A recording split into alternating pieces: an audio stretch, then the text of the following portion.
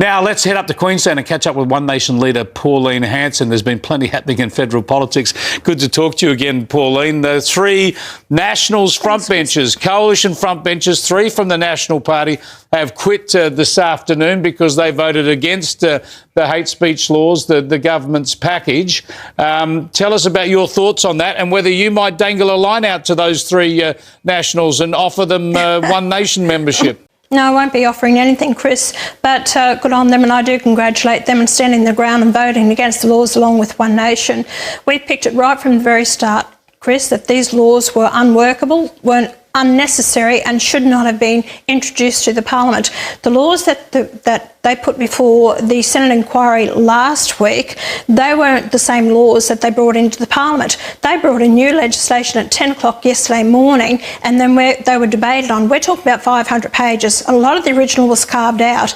Do you know that 7,000 submissions from the public were presented to the committee by Thursday afternoon last week? That was all thrown into the bin. So this government had no intentions of listening to what the Australian people wanted, and they were not right for Australia. So my concerns is what's going to happen in the future with these laws that we've introduced. I've got to say, my observation, I made this early on as well, and others have done the same, and that is that, of course, this government's been very lax when it comes to anti-Semitism and standing by Israel, and panicked after Bondi because they are culpable. They haven't done enough to keep the country safe. So they've gone for a legislative response that makes it look like they're doing something, and I think have quite deliberately picked measures which they knew would create strife for the coalition, gun laws and hate speech laws. They knew a lot of coalition MPs would have trouble with this, and instead of just rejecting it outright,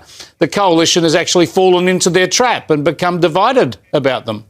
The coalition have been absolutely pathetic, and Leigh, how she's handled this, and she negotiated with the government. They basically made no real changes to the legislation at all, but they've backed these laws which could impact, because the impact it could have further down the track, it's overreach by a minister by having so much powers. Yep. And then what they didn't take into consideration is the hate speech laws of the states will be taken into consideration. So if a minister wanted to reign in a group as hate speech, which he determines, he can then say, no, you've got a member that's joined that, so then you actually are putting that group at risk because they may have one member. That is retrospective, can go back in time and see what they've put up on their social medias or spoken about. So every state has different hate speech laws, which is going to be taken up by the federal government.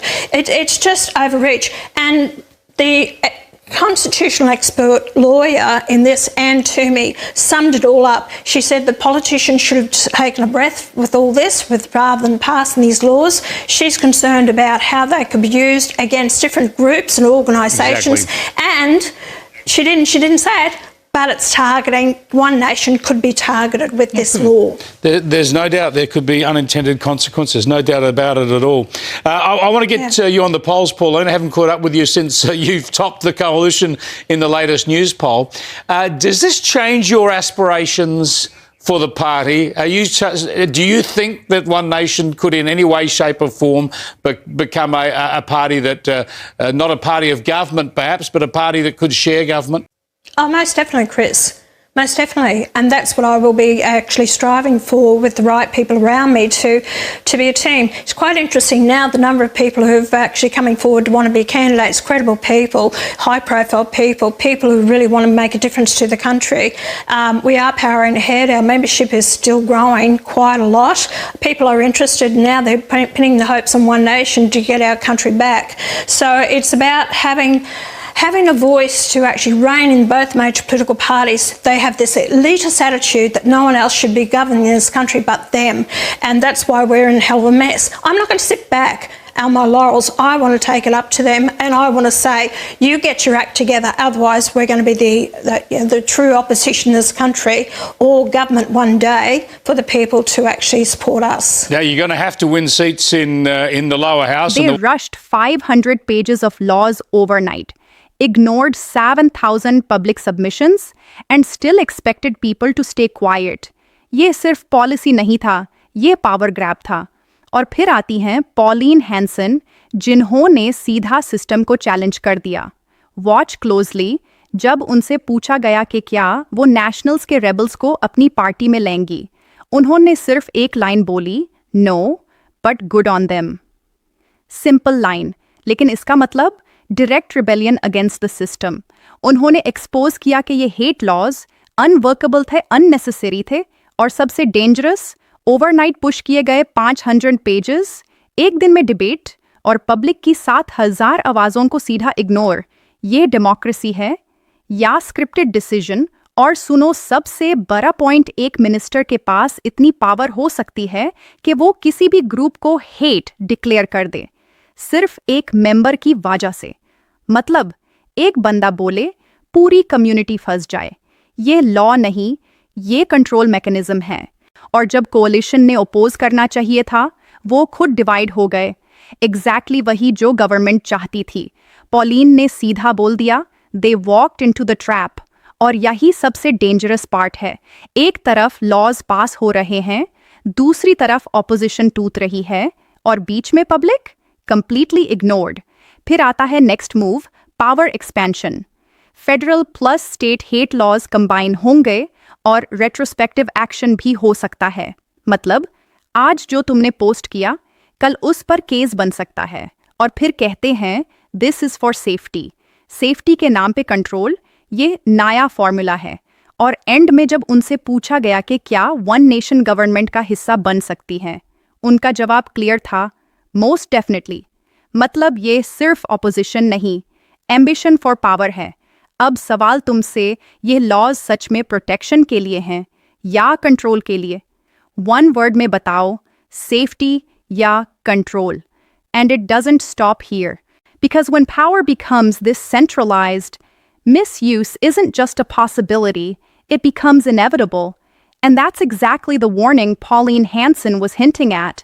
She made it clear these laws could target different groups in the future. She didn't say names, but the message was obvious. Today, it's someone else. Tomorrow, it could be us. And that's not something you can ignore. Think about it. If a minister gets to decide what speech is acceptable and what counts as hate, then where does freedom actually stand? Freedom of speech or permission-based speech? And here's the most shocking part. This was pushed through so fast that even lawmakers barely had time to fully understand what they were voting on. 500 pages, overnight, no real scrutiny. This doesn't look like legislation. It looks like forced approval. Now look at the political fallout. The coalition is already divided. Nationals members are resigning.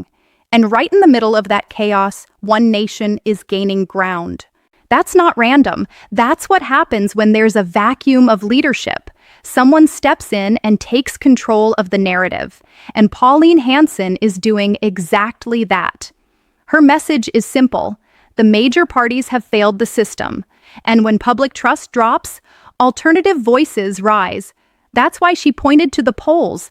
Strong support in rural areas, growing membership. Something is shifting at the ground level. But here's the twist.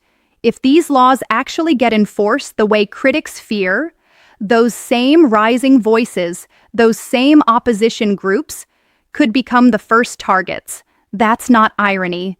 That could be strategy.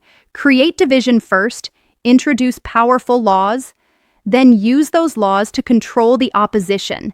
And by the time people realize what's happening, the system is already locked in.